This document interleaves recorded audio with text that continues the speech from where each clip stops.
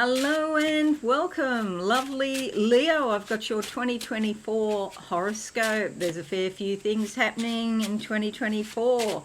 But first I'm going to draw two tarot cards as theme cards for the year for you. You could think of the first card as the first half of the year and the second card as the second half if you like. Or let's go to the main board. This is your horoscope.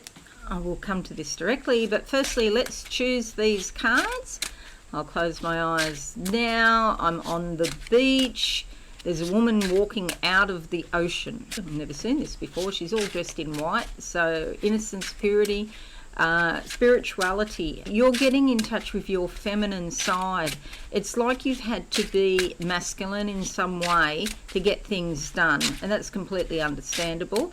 It's good to have some masculine energy, but sometimes we go out of balance, especially if we feel like the responsibility's all on us. So you can afford now to get more in touch with your feminine side and just be, rather than having to flog yourself to death to do stuff.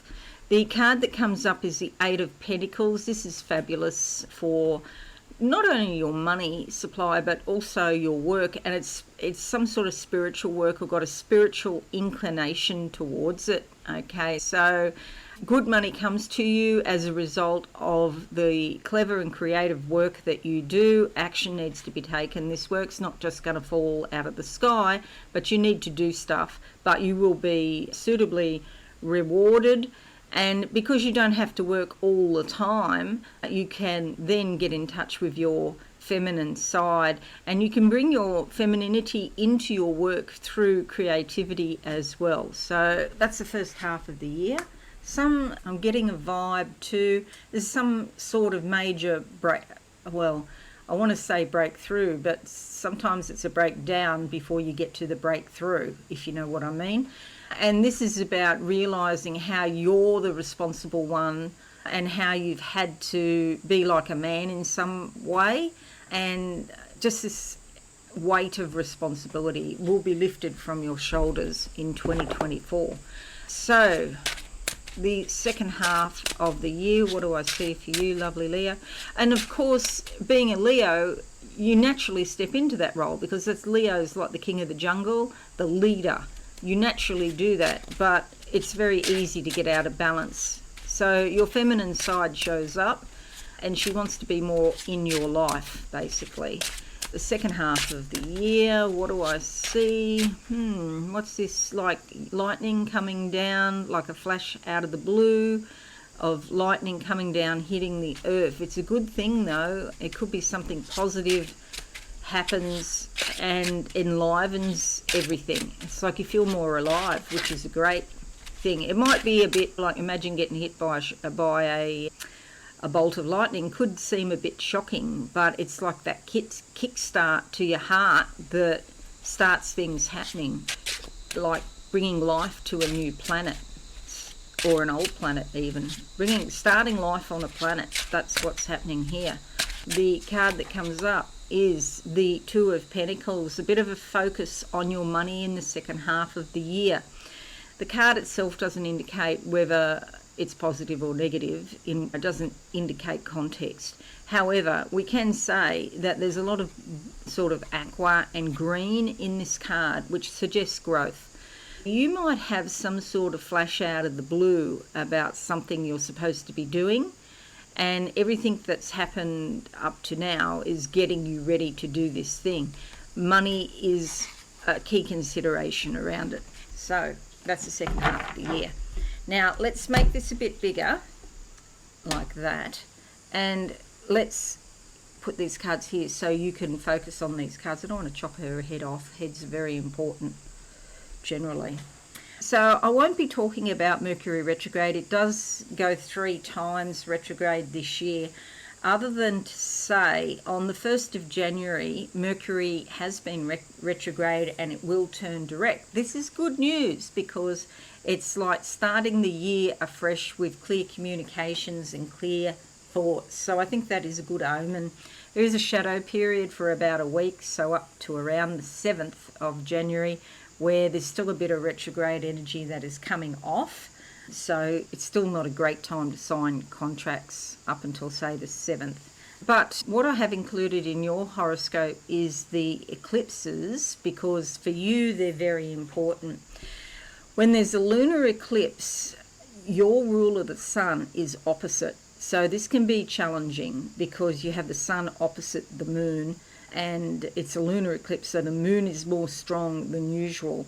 And then when there's a solar eclipse, usually about a fortnight later, you have the moon conjunct the sun, your ruler.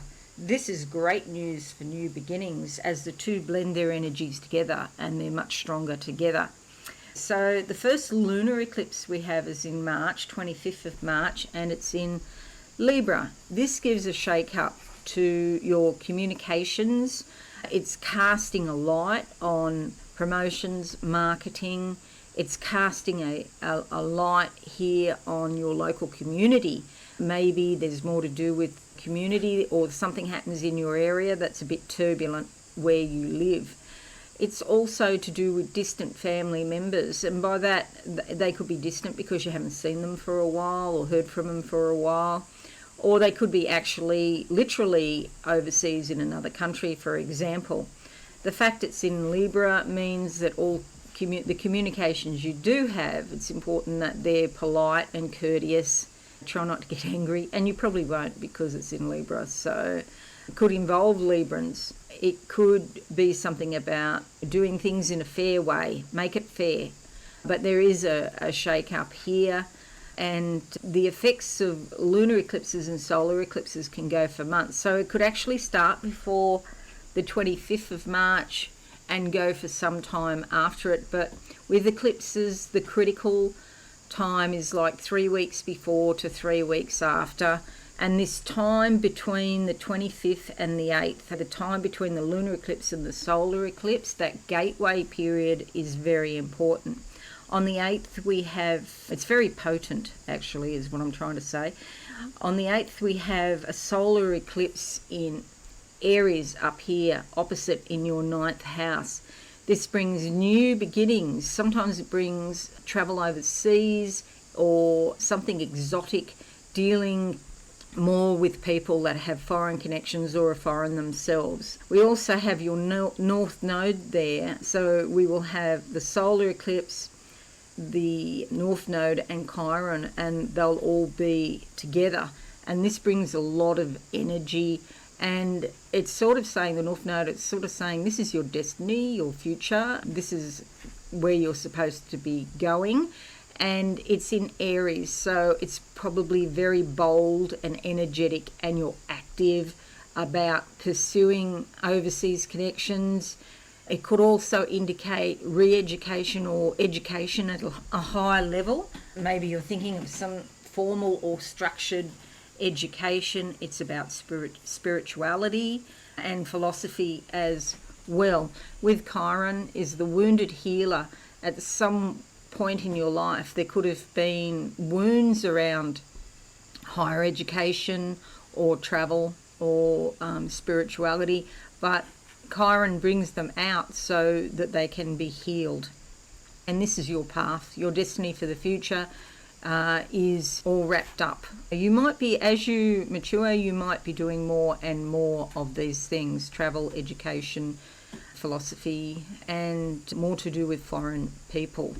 The next lunar eclipse is the 17th of September in Pisces, and that's just here in your house of intimacy and shared resources. So 17th of September, there's some sort of shake-up there. It's like your focus is really on the things that you share, the resources you share with others, whether that be tax, you have to pay your taxes, superannuation or 401k if you're in the US. It could be wills, inheritances, or it could be intimacy with another person, and it's like your focus is right on it. Then we have on the 2nd of October, again in Libra, the solar eclipse here, bringing a brand new beginning to your communications, your learning, your training, your community. It could be something there, I'm just getting this psychically, it could be something in your community about roads blocked off and traffic disrupted, or maybe there's some construction or something going on that might be a bit of a nuisance.